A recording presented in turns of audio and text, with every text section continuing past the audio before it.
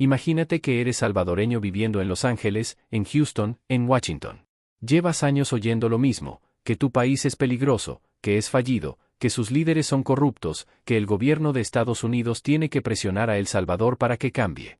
Y de repente, en febrero de 2026, prendes la televisión y ves al presidente más poderoso del mundo decir esto, frente a 100 líderes políticos en Washington, una de mis personas favoritas.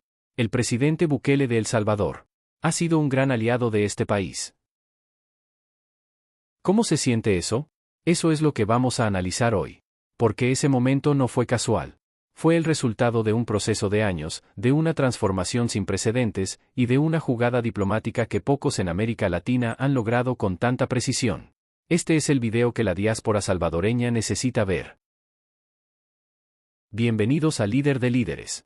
Hoy vamos a hablar de uno de los giros diplomáticos más impresionantes de la historia reciente de América Central, como El Salvador pasó de ser un país que la administración Biden miraba con desconfianza y presión constante, a convertirse en el aliado predilecto de la potencia más grande del mundo.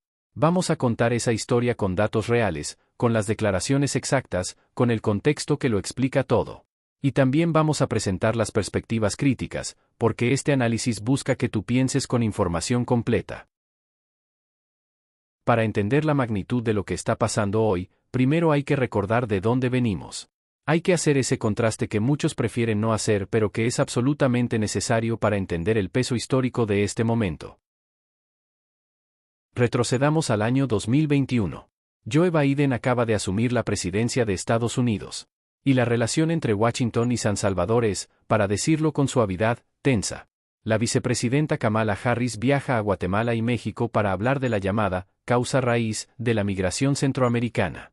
El Salvador es parte de ese triángulo norte que Washington identifica como origen del problema migratorio hacia su frontera sur. El Departamento de Estado de Biden publica listas de funcionarios corruptos en la región. El Salvador aparece. El gobierno estadounidense bloquea fondos del FMI hacia El Salvador. La relación con Bukele, quien ya llevaba 2 años en el poder, es descrita por funcionarios demócratas como preocupante. Se habla de concentración de poder, de instituciones bajo presión, de necesidad de reforma democrática. La Casa Blanca de Biden financia a organizaciones de la sociedad civil salvadoreña que son críticas del gobierno. El gobierno de Bukele lo vive como una interferencia directa.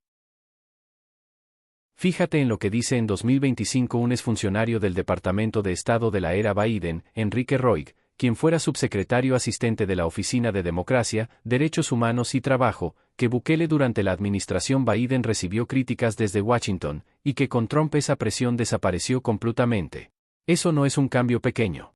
Eso es un cambio de 180 grados en la postura del gobierno más poderoso del planeta hacia El Salvador. Y hay más. La administración Biden había bloqueado fondos del Fondo Monetario Internacional para El Salvador en el contexto de la adopción del Bitcoin como moneda de curso legal. Se trataba de un punto de fricción real que limitaba el acceso de El Salvador a financiamiento internacional. La relación estaba marcada por una lista de quejas mutuas, por comunicados diplomáticos cargados de tensión, y por una percepción en San Salvador de que Washington prefería apoyar a la oposición que trabajar con el gobierno que el pueblo salvadoreño había elegido con una mayoría aplastante. Ese era el punto de partida. Un país que se sentía señalado, presionado y en algunos aspectos aislado por la administración más reciente de su socio histórico más importante. Y luego llegó el 20 de enero de 2025. Cuando Donald Trump asumió su segundo mandato el 20 de enero de 2025, las prioridades de la política exterior hacia América Latina cambiaron radicalmente. La agenda de democratización y derechos humanos de Biden fue reemplazada por una agenda de resultados en seguridad, cooperación migratoria y alineación geopolítica frente a China. Y en ese nuevo tablero, El Salvador tenía algo que muy pocos países de la región podían ofrecer: resultados reales, verificables y mediáticos en el combate al crimen organizado. El modelo del CECOT, el Centro de Confinamiento del Terrorismo, una megacárcel de máxima seguridad con capacidad para 40.000 reclusos, era exactamente el tipo de imagen que la administración Trump buscaba para reforzar su narrativa de tolerancia cero al crimen. El acercamiento fue rápido. En los primeros meses de la administración Trump, el secretario de Estado Marco Rubio visitó El Salvador dentro de su primera gira regional. La secuencia de esa gira, que incluyó Panamá, El Salvador, Costa Rica, Guatemala y República Dominicana, fue diseñada para cerrar acuerdos rápidos en migración, seguridad y nodos logísticos en Centroamérica. El Salvador no fue una parada de cortesía. Fue un destino central. Rubio dejó una declaración que marcó el tono de toda la relación que vendría. La alianza entre Trump y Bukele, dijo el secretario de Estado, se ha convertido en un ejemplo de seguridad y prosperidad en nuestro hemisferio. Esas palabras, viniendo del canciller de Estados Unidos, tienen un peso que va mucho más allá de un cumplido diplomático. Son una validación oficial, en los términos más claros posibles, de que Washington considera a El Salvador no un problema a gestionar sino un modelo a destacar. Pero el momento que más impactó a la diáspora salvadoreña, el que circuló en redes sociales durante días y semanas, fue el del Desayuno Nacional de Oración celebrado en Washington el 5 de febrero de 2026. El Desayuno Nacional de Oración es una tradición que data de 1953. Cada primer jueves de febrero, en el Hotel Hilton de la capital estadounidense, se reúnen más de 100 líderes políticos, religiosos y empresariales de todas las denominaciones y tendencias para un evento que combina fe, reflexión y definiciones políticas de alto nivel. Presidentes, senadores, embajadores, funcionarios del gabinete. Es un foro de primerísima línea. Y fue en ese escenario, frente a esa audiencia de poder, que Donald Trump pronunció las palabras que se convirtieron en el símbolo de este momento. Una de mis personas favoritas, el presidente Bukele de El Salvador, ha sido un gran aliado de este país. Y luego agregó, refiriéndose a la cooperación en seguridad, tuvimos 11.888 asesinos, y muchos de ellos están en sus cárceles ahora mismo. Y él hace un trabajo fantástico. Piensen en eso por un momento. El presidente de la nación más poderosa del mundo, en uno de los eventos institucionales más relevantes de su agenda, elige presentar al presidente de El Salvador como una de sus personas favoritas y como un gran aliado. Para un país que 6 años antes era visto como parte del problema migratorio, eso es una transformación histórica en la percepción. Bukele tomó la palabra también en ese evento. Y lo que dijo fue profundamente revelador del contraste que quería comunicar. Contó que El Salvador pasó de ser uno de los países más inestables del mundo a ser uno de los más seguros de la región. No lo dijo como propaganda. Lo dijo en Washington, rodeado de funcionarios estadounidenses que conocen los números, que tienen acceso a los reportes de inteligencia, que manejan las estadísticas de deportados y de cooperación bilateral. Nadie en esa sala lo contradijo. Pero retrocedamos al 14 de abril de 2025, que fue el momento inaugural de toda esta relación elevada a un nuevo nivel, la visita de Nayib Bukele a la Casa Blanca. Hay un detalle que mucha gente no dimensionó correctamente en su momento, pero que los analistas de política exterior entienden perfectamente. Trump llevaba ya 3 meses en el poder cuando recibió a Bukele. En esos 3 meses, había tenido contacto con varios líderes latinoamericanos, pero todos en su residencia privada de Mar-a-Lago en Florida. No en la Casa Blanca. No en el despacho oval.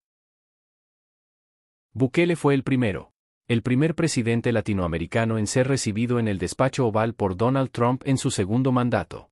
Milei de Argentina, Noboa de Ecuador, Peña de Paraguay, todos ellos habían tenido conversaciones con Trump, pero ninguno había pisado el despacho oval con los honores protocolares completos de jefe de Estado. Ese honor le correspondió a El Salvador. En su plataforma Truth Social, Trump había anticipado el encuentro con entusiasmo. Escribió que estaba deseoso de reunirse con Bukele, a quien llamó Presidente B, con una familiaridad que en la jerga diplomática señala una relación personal real, no solo protocolar. Y describió a Bukele como alguien que ha aceptado con generosidad a algunos de los enemigos extranjeros más violentos del mundo. El encuentro en el despacho oval fue transmitido parcialmente por medios estadounidenses. Y lo que quedó registrado son momentos que dicen mucho sobre la naturaleza de esta alianza. Trump le agradeció a Bukele por contribuir a resolver lo que llamó el problema de fronteras abiertas. Dijo, teníamos gente estúpida al mando de este país, y lo que nos hicieron en la frontera jamás debe ni podrá olvidarse. Es un pecado lo que hicieron, y ustedes nos están ayudando. Se lo agradecemos. Y Bukele respondió con una frase que generó risas en el despacho oval y que luego circuló ampliamente: a veces dicen que encarcelamos a miles. A mí me gusta decir que en realidad liberamos a millones. Trump aplaudió esa frase. La dinámica personal entre los dos líderes era visible, genuina, sin la rigidez protocolar de los encuentros diplomáticos formales. La agenda oficial del encuentro se centró en dos temas: la cooperación migratoria, incluyendo el uso del SECOT para recibir a deportados desde Estados Unidos, y los acuerdos de seguridad bilateral. Pero la trascendencia del encuentro iba mucho más allá de esos temas específicos. Fue la coronación de una relación que se había construido desde el primer año de Bukele y que encontraba en Trump a un socio ideológicamente afín. Para entender por qué la alianza tiene esta profundidad, hay que entender el papel que juega el SECOT en la narrativa de Trump. El centro de confinamiento del terrorismo es, para la administración republicana, mucho más que una cárcel. Es una prueba de concepto. Trump llegó al poder con una promesa central: deportar a más de 1 millón de personas indocumentadas antes de que terminara su primer año de su segundo mandato. Para ejecutar esa promesa a la velocidad que su base política demandaba, necesitaba solucionar un problema logístico y legal: dónde iban a ir los deportados que no podían ser devueltos directamente a sus países de origen, ya sea porque esos países se negaban a recibirlos o porque los procesos legales eran más complejos. Bukele ofreció una solución. El SECOT, inaugurado en 2023 con capacidad para 40.000 reclusos, podía recibir a deportados desde Estados Unidos que fueran identificados como miembros de pandillas o criminales violentos. Washington pagó aproximadamente $6 millones por el primer grupo de más de 200 deportados, la mayoría venezolanos acusados de pertenecer al Tren de Aragua y a la MS-13. Para Trump, ese acuerdo tenía un valor que iba más allá del dinero. Le daba imágenes poderosas, videos de migrantes deportados entrando al SECOT con grilletes, esposados, procesados de manera expedita. Exactamente el tipo de contenido que su base electoral quería ver. De hecho, el ministro de Justicia de El Salvador publicó un video muy producido mostrando la llegada de los deportados a la cárcel, con una estética que parecía diseñada específicamente para circular en las redes sociales de la derecha estadounidense. El acuerdo no estuvo exento de controversia. La deportación de Kilmar Abrego García, un padre de familia salvadoreño con residencia legal en Maryland que fue enviado al SECOT por error administrativo según reconoció el propio gobierno de Trump, generó una disputa legal que llegó hasta la Corte Suprema de Estados Unidos. Bukele se negó a devolvérselo a Washington, argumentando que era un terrorista. La Corte Suprema ordenó al gobierno estadounidense facilitar su retorno, pero el caso quedó en un limbo legal que ilustra las complejidades de este tipo de acuerdos. Esas complejidades son reales y merecen ser nombradas. No todo lo que produce esta alianza es sencillo desde una perspectiva de derechos humanos y Estado de Derecho. Las organizaciones que trabajan con migrantes en Estados Unidos documentaron casos de personas deportadas al SECOT que no tenían antecedentes penales comprobados. Y Amnistía Internacional y Human Rights Watch han señalado que las condiciones en esa cárcel son preocupantes desde el punto de vista de los derechos fundamentales. Pero para la administración Trump, esas críticas son ruido. Y para Bukele, son la confirmación de que está haciendo algo que el establishment no hubiera hecho. CNN resumió la relación en una frase que vale la pena citar: en una época en la que las alianzas estadounidenses se han visto sometidas a una tensión extrema por las guerras arancelarias y las disputas sobre el gasto militar, un líder se ha ganado firmemente el favor del presidente Donald Trump, Nayib Bukele. Ahora vamos al corazón de lo que este video significa para la diáspora salvadoreña, porque este es quizás el análisis más importante de toda la conversación. Si eres salvadoreño viviendo en Estados Unidos, has vivido décadas de una narrativa específica sobre tu país de origen. Una narrativa construida por los medios, por los políticos, por los organismos internacionales. Una narrativa que decía: El Salvador es un país de maras, de violencia, de migración desesperada, de corrupción, de instituciones débiles. Una narrativa que muchas veces se sentía como una condena, como si tu orgullo por ser salvadoreño tuviera que venir acompañado de una disculpa. Esa narrativa tenía sus razones de ser. Las tasas de homicidio que El Salvador tuvo en algunos años de la década de 2010 eran reales. El poder que tuvieron las pandillas en comunidades enteras era real. La migración masiva, los jóvenes que se iban porque no había alternativas, eso era real. No podemos romantizar lo que fue. Pero lo que también es real es que ese relato se convirtió en una identidad impuesta. Y ahora algo está cambiando. Ahora el presidente de Estados Unidos dice públicamente que el presidente de El Salvador es una de mis personas favoritas.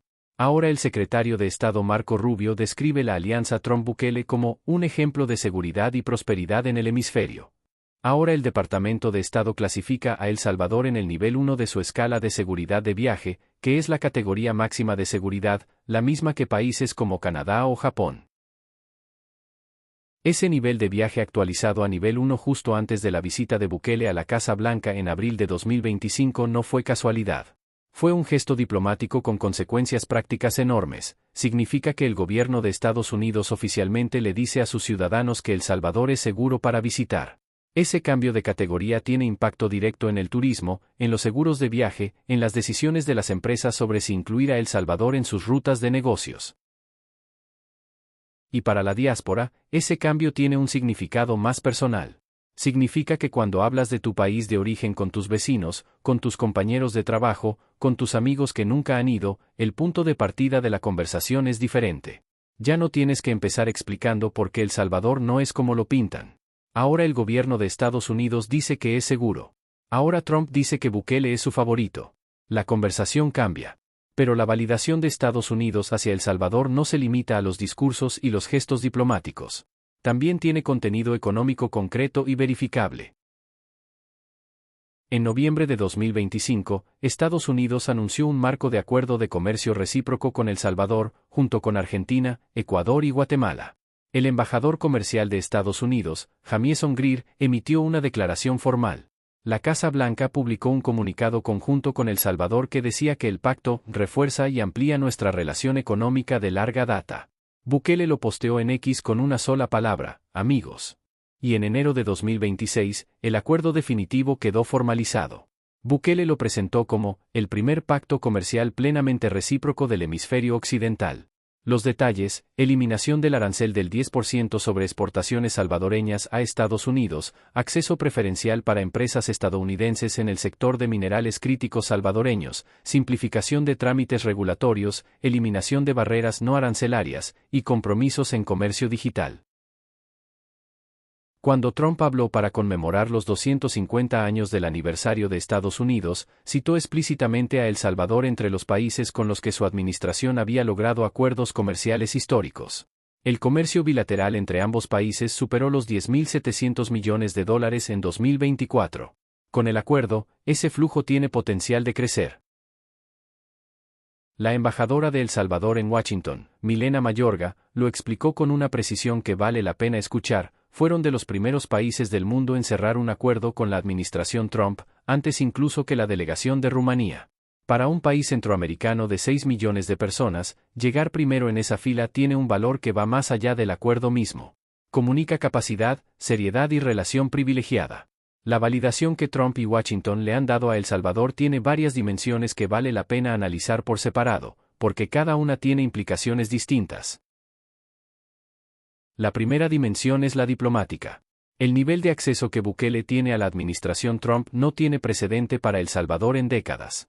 No solo la visita al despacho Oval. También las reuniones con el secretario de Estado Rubio. Las conversaciones con el secretario del Tesoro Scott Bessent sobre el acuerdo comercial. La presencia de Bukele en el Desayuno Nacional de Oración junto a más de 100 líderes políticos de primera línea. El ser incluido en la cumbre Shield of the Americas del 7 de marzo de 2026 junto a líderes de Argentina, Bolivia, Ecuador, Honduras y Paraguay. El Salvador está en el círculo más íntimo de la política exterior hemisférica de la administración Trump. La segunda dimensión es la de seguridad. La cooperación en inteligencia entre ambos países ha alcanzado niveles sin precedente. Hay intercambio de información sobre pandillas transnacionales, sobre rutas de narcotráfico, sobre movimientos de grupos criminales. El SECOT funciona como un activo compartido en la Estrategia de Seguridad Regional de Washington. Y el Departamento de Seguridad Nacional de Estados Unidos describe abiertamente a El Salvador como un socio fundamental en su agenda de deportaciones. La tercera dimensión es la económica, que ya analizamos en detalle. Pero hay un elemento adicional que merece atención especial: el acuerdo comercial con Estados Unidos también actúa como una señal hacia otros inversores internacionales. Cuando un fondo de inversión europeo o asiático evalúa dónde poner capital en América Latina, el hecho de que El Salvador tenga un acuerdo preferencial con la economía más grande del mundo es un factor que reduce el riesgo percibido. Es como un sello de calidad. Y la cuarta dimensión es la simbólica, que para la diáspora puede ser la más importante de todas. Cuando el líder más poderoso del mundo valida públicamente a tu país de origen, algo cambia en cómo ese país es percibido en el mundo. Los medios internacionales cubren El Salvador de manera diferente. Los turistas buscan El Salvador en Google de manera diferente. Los potenciales inversores consideran El Salvador de manera diferente. Ahora bien, un análisis serio no puede ignorar las voces críticas. Y en este caso, hay cuestionamientos importantes que vienen de fuentes que no son ni insignificantes ni sesgadas. La organización BOLA, el Washington Office on Latin America, un centro de análisis respetado con décadas de trabajo sobre la región, señaló en su balance de 2025 que cuando la Asamblea Legislativa de El Salvador aprobó en julio de ese año reformas constitucionales que eliminaron los límites a la reelección, permitiendo a Bukele postularse indefinidamente, el Departamento de Estado de Trump dijo simplemente que corresponde a los legisladores salvadoreños decidir cómo se gobierna su país. BOLA contrasta eso con el activismo político que Trump mostró en Honduras, donde sí llamó al pueblo hondureño a elegir a su candidato preferido. Freedom House, el Centro de Análisis sobre Libertades Democráticas con sede en Washington, clasifica a El Salvador en 2025 como parcialmente libre, con una calificación de 47 sobre 100, que representa una disminución en comparación con años anteriores. Y señala que las autoridades mantienen una respuesta militarizada con el resultado de ejecuciones extrajudiciales, arrestos masivos arbitrarios y otros abusos. La BBC publicó un análisis en el que un exfuncionario del Departamento de Estado, Enrique Roig, señaló que Bukele cree, con razón, que no va a tener ninguna crítica por parte de esta administración, como si la tuvo de la de Biden. Y que eso ha llevado a un aumento en la presión sobre las voces críticas dentro de El Salvador. Analistas académicos que publican en medios como Foreign Affairs o que trabajan en centros como el NACLA señalan que la alianza Trump-Bukele es un ejemplo de lo que llaman autoritarismo simétrico, dos líderes que comparten una narrativa de eficiencia por encima del debido proceso, que desafían a las instituciones de control y que gobiernan con fuertes narrativas populistas que les garantizan altos índices de aprobación. Estas críticas son legítimas. El estado de excepción en El Salvador ha estado vigente desde marzo de 2022, y los informes de organizaciones de derechos humanos documentan casos de personas detenidas sin pruebas suficientes, con limitaciones al acceso de abogados y en condiciones carcelarias cuestionables. Que el gobierno de Trump no haya criticado esas prácticas no significa que no existan. La pregunta que cada ciudadano y cada miembro de la diáspora debe hacerse es, ¿cómo balance el orgullo legítimo por la transformación de seguridad del país con las preguntas legítimas sobre el costo de esa transformación en términos de derechos y garantías? No hay una respuesta simple. Pero sí hay una responsabilidad individual de hacerse esa pregunta. Volvamos a la diáspora, porque hay un aspecto de todo esto que va más allá del orgullo y que tiene implicaciones muy concretas en la vida de las personas. Los aproximadamente 2.800.000 a 3 millones de salvadoreños que viven en Estados Unidos se mueven en un entorno político complejo. Muchos tienen el estatus de protección temporal, el TPS, que es una categoría migratoria que ha estado sujeta a debates y revisiones durante años. La relación de la comunidad salvadoreña con el gobierno de Estados Unidos ha sido históricamente marcada por esa vulnerabilidad.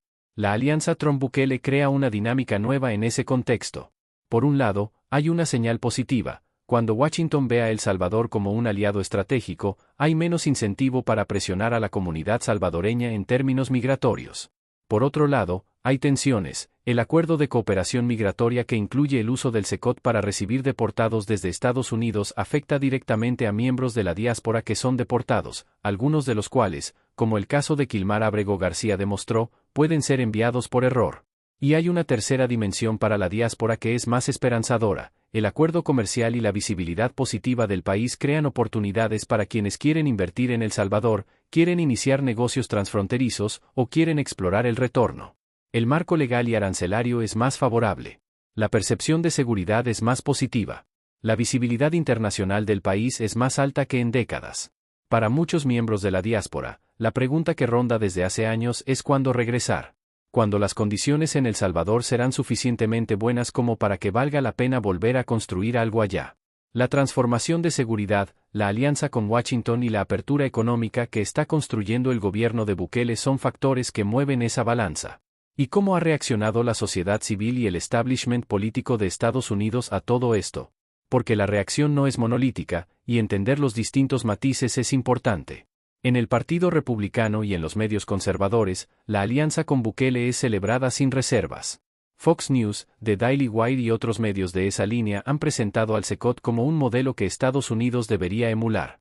Senadores republicanos han mencionado a El Salvador en discursos sobre seguridad fronteriza. La narrativa es clara: Bukele hizo lo que los demócratas no se atrevieron, y funcionó. En el Partido Demócrata y en los medios de centro e izquierda, la reacción es más crítica. The Washington Post publicó un reportaje de investigación sobre las condiciones en el CECOT y las denuncias de organizaciones de derechos humanos. The New York Times cubrió el caso de Ábrego García con profundidad. CNN en español hizo varios análisis sobre las implicaciones democráticas de la alianza. Congresistas demócratas han pedido mayor transparencia sobre los acuerdos de deportación. Entre los académicos y think tanks de política exterior, hay una discusión más matizada.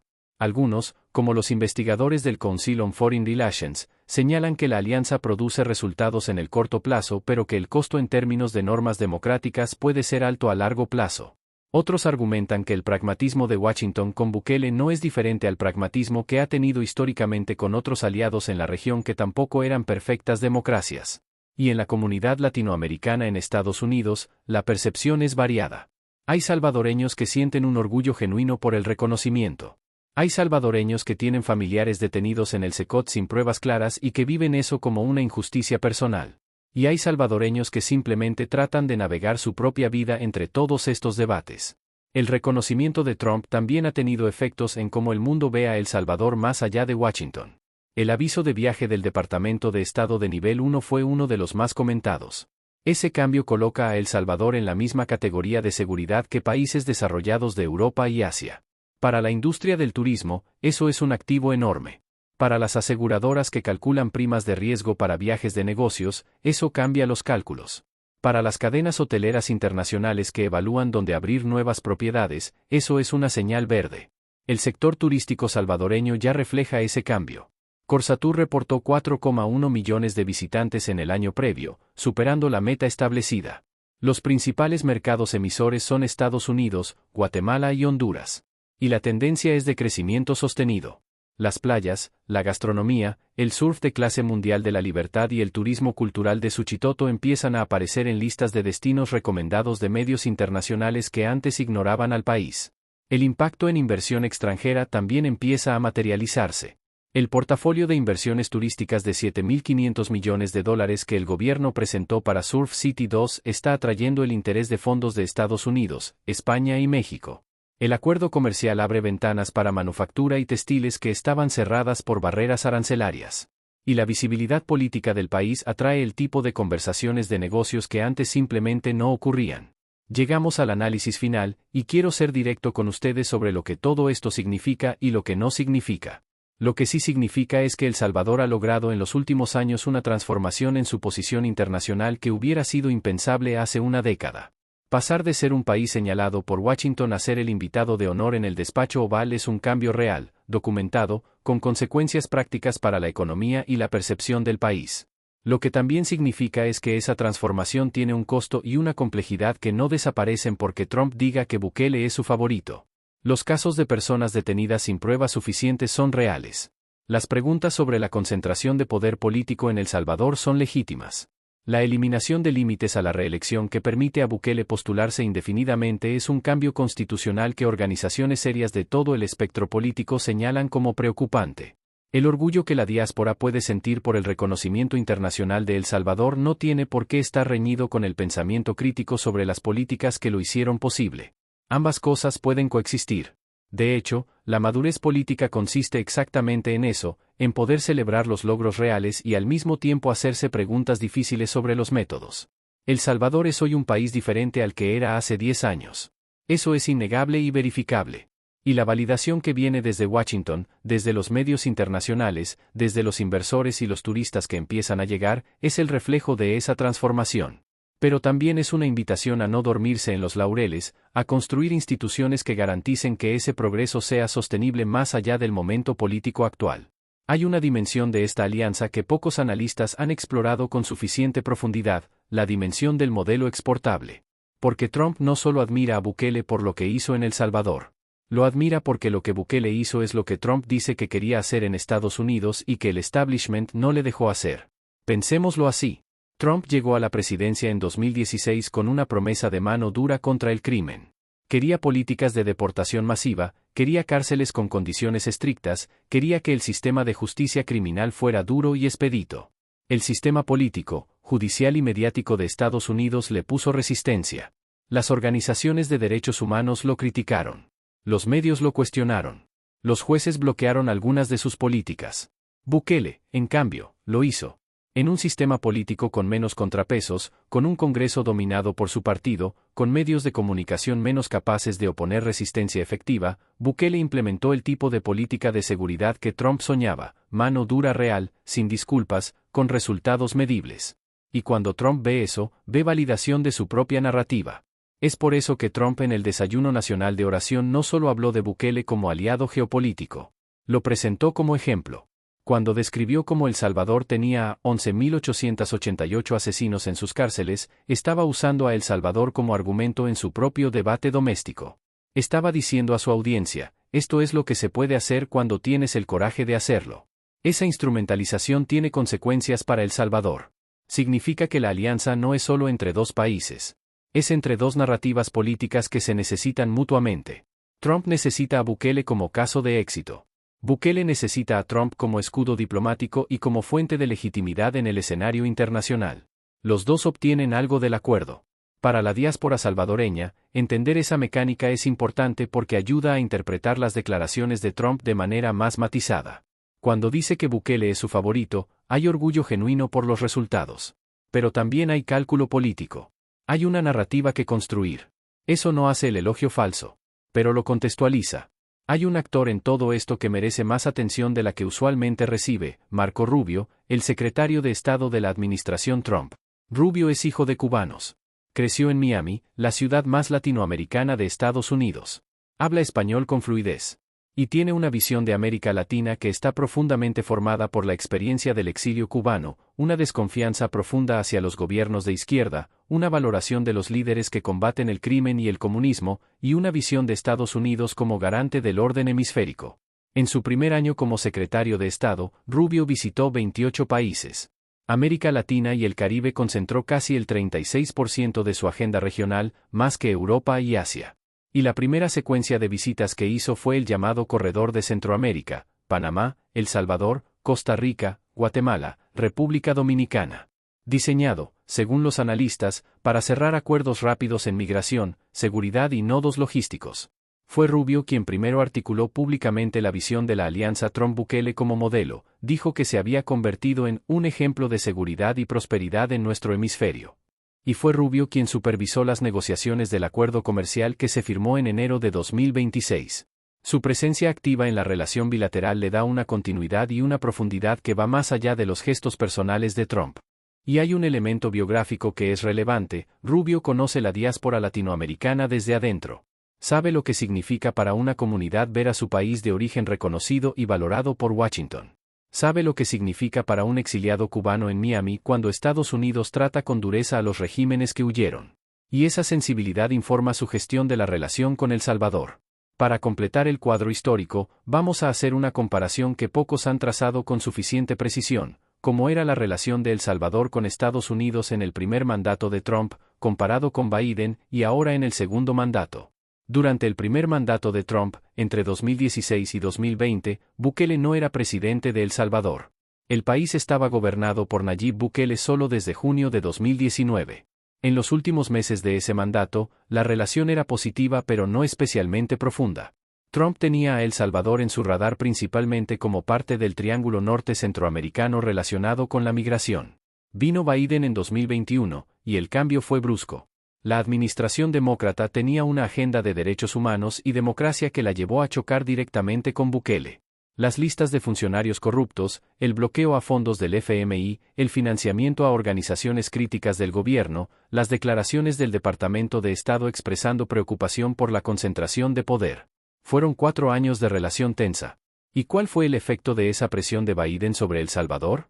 Aquí es donde el análisis se complica, porque dependiendo de quién responda, la respuesta es diferente. Los críticos de Biden en América Latina dicen que esa presión fue contraproducente, fortaleció la narrativa de Bukele de que Washington interfería en los asuntos internos salvadoreños, lo que le dio más popularidad doméstica. Los defensores de Biden dicen que la presión era necesaria para señalar los retrocesos democráticos que estaban ocurriendo. Lo que sí es verificable es que la transformación de seguridad de El Salvador ocurrió durante los años de la relación tensa con Biden, no a pesar de eso, sino en paralelo. El estado de excepción se declaró en marzo de 2022. Las tasas de homicidio cayeron dramáticamente en 2022, 2023 y 2024, todos años de la administración Biden. Lo que cambió con Trump no fue la transformación de seguridad, sino la validación diplomática de esa transformación. Y esa diferencia importa, porque sugiere que la posición de El Salvador en el mundo hoy es el resultado de decisiones que Bukele tomó independientemente de lo que Washington pensara. La alianza con Trump es un beneficio adicional, no la causa de la transformación. Hay otro elemento de la relación bilateral que merece atención, la inclusión de El Salvador en el llamado Board of Peace, o Junta de la Paz, que Trump anunció en febrero de 2026. Trump creó este organismo con el objetivo declarado de supervisar la implementación de su plan de paz para el Medio Oriente.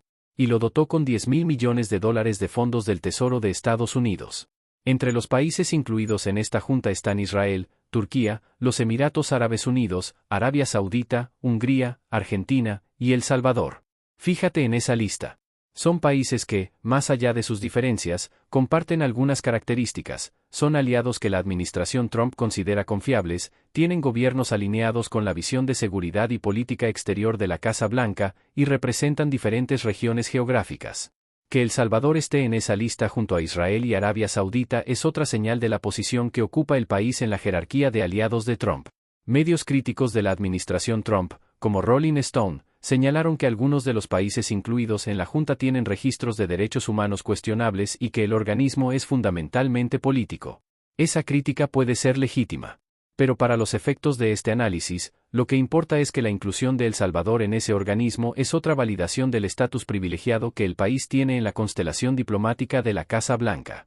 Así que les dejo con la pregunta que creo más relevante para los que siguen este canal: ¿qué significa para ti, como salvadoreño o como latinoamericano, que el presidente de Estados Unidos diga que el presidente de El Salvador es una de sus personas favoritas? ¿Es motivo de orgullo? ¿De esperanza? ¿De reflexión crítica? ¿De las tres cosas a la vez? Porque si algo nos enseña este momento histórico es que los grandes cambios no son blancos o negros. Son complejos, tienen luces y sombras, y requieren análisis profundo más que aplausos o abucheos automáticos. El Salvador merece ese análisis. La diáspora salvadoreña merece tener las herramientas para hacerlo. Déjenme sus comentarios abajo. Cuéntenme cómo viven este momento. Si están en Estados Unidos, ¿han sentido que la conversación sobre El Salvador ha cambiado en su entorno? ¿Han visto más interés en el país, más turistas, más preguntas? ¿O las tensiones migratorias siguen pesando más en el día a día? Sus experiencias son parte fundamental de esta historia. Si este análisis les fue útil, compartan el video con alguien que quiera entender de verdad lo que está pasando. Estamos en Líder de Líderes. Hasta el próximo video.